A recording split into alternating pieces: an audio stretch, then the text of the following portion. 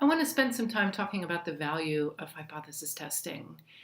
Usually, research or problems are approached assuming that we know what's wrong or that we know what to do.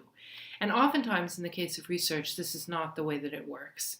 So, you might think, for example, that if you have a morale problem in your company, and if you hire someone to come in and kind of fix this, the idea that raises should increase morale seems very intuitive. But before you invest that kind of money, you might want to take a look at some additional alternatives to see whether or not something else might be more effective. So you might ask, what might improve employee morale to your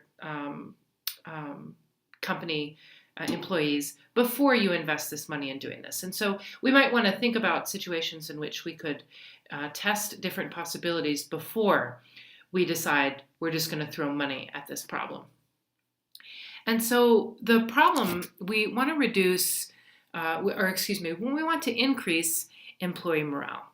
So our problem is we have low morale in our company, but I need to be able to change that to a test that I can investigate.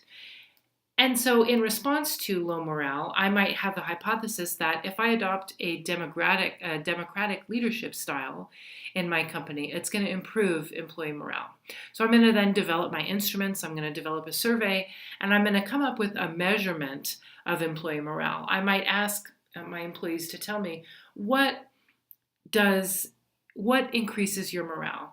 Describe your morale at this institution. And then I could collect data, I could analyze that data, and then I could interpret and communicate the results. And so that's kind of how we move from a question to how to test an idea about what might solve that problem. And then we go through the development of the instrument, we collect data, analyze it, and then see what we can do with it.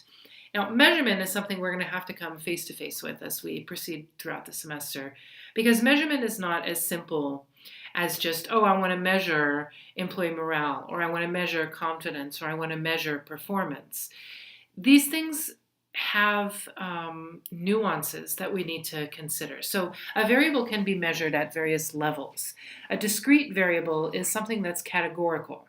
A nominal variable, which is a discrete variable, is something like apples, oranges, pears. When the variable is fruit, the levels are apples, oranges, and pears. Apples, oranges, and pears have no order. Okay? So the variables that are in categories but have no kind of meaningful order are nominal. Now, categories that have some sort of meaningful order, like freshman, sophomore, junior, and senior, orders in class, those are ranked, in which case we're dealing with an ordinal variable. So we can apply measurement discretely and have nominal categories that have no order, like type of company, software, manufacturing, pharmaceuticals, etc. And then we can have ordinally ranked companies, highest producing, next highest, or next lowest producing, etc. Anything that we have that can be ranked order is going to be ordinal. And then we have the continuous measurement, which refers to variables that are measured on a scale of 0 to 100 or 0 to 10. So when we apply this to job performance, if I want to measure job performance discretely in a nominal way, I could do promotion versus not promotion. Those are two categories that aren't necessarily ranked. The categories are either promotion or not promotion.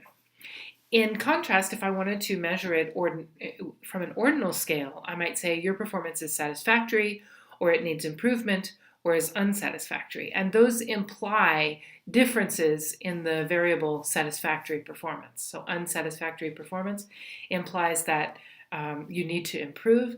Needs improvement means that you're not satisfactory yet, etc. So we can talk about ordinal categories as differing in magnitude.